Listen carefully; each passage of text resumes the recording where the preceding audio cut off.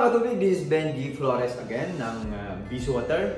At ang aking tatalakayan naman ngayon ay patungkol sa tanong ng aming Beeswater client na pwede ba natin i-bypass yung number of minutes kapag nagbabackwash at saka nag-rinse yung ating makina.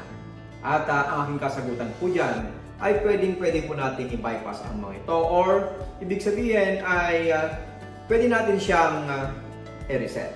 So let's say for example, kapag ang default na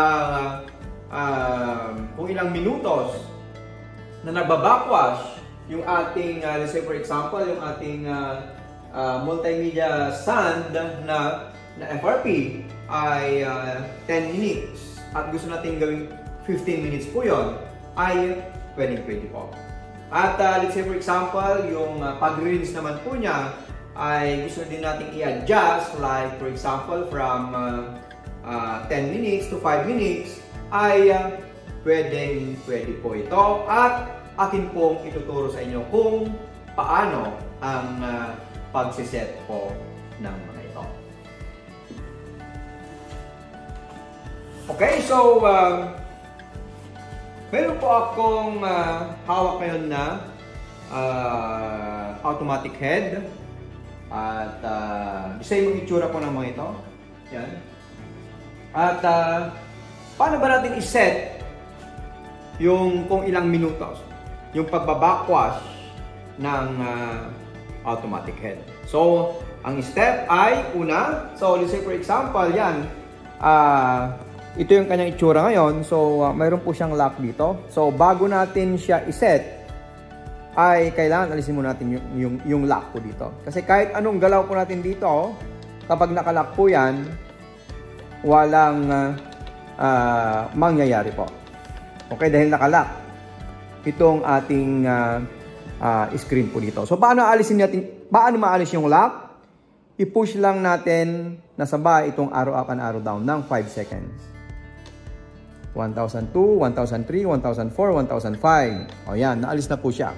So, kapag naalis yung lock, then nasa time na pwede na natin i-manipulate or pwede natin i-reprogram, i-reset yung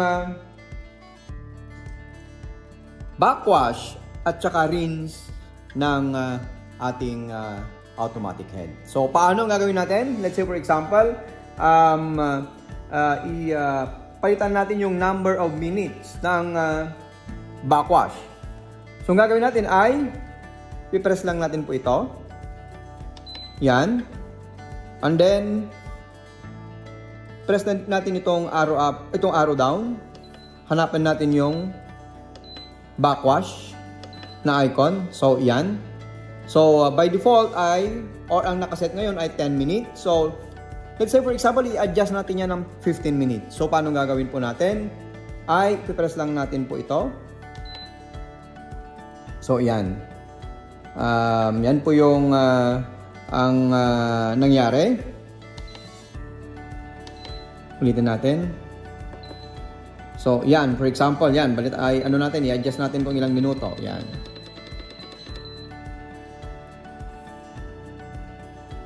So, ganito, i-press na natin yung arrow up para madagdagan yung number of minutes. Yan. So, let's say for example, i-set natin to ng 15 minutes. 15, 14, 15, sumabra tayo. So, yan, natin. Yan. So, then, pagkatapos yan, 15 minutes na, i-press ulit po natin ito. And then, nakaset na po siya. Okay? So, kapag gusto nating iset pa yung rinse, ay ganito ang gagawin ulit natin. I-press lang po natin ulit itong arrow up, arrow down. Sandali check natin. Press natin yan. Sige, mali. Press lang natin itong arrow up, arrow down kasi nakakaano na siya. Nagpakita na yung tools. So, ibig sabihin ay pwede nating galawin. Yan. Yung rinse. Okay, so kapag gusto nating i-adjust from 10 minutes to 5 minutes, for example, ang gagawin lang natin, so yan, naka-highlight na siya. Pinutulit natin to. And then, pwede natin i-adjust po ito pababa, yung time.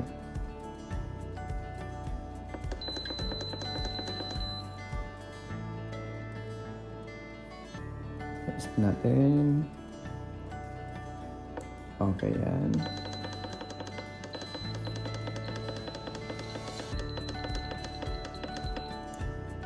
Yan, then set.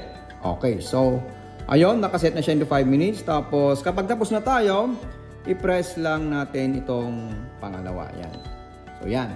Nakaset na po yung backwash natin ng 15 minutes at yung rinse ng 5 minutes. Okay? So, ganun lang po kasimple kung paano i-reprogram or i-reset yung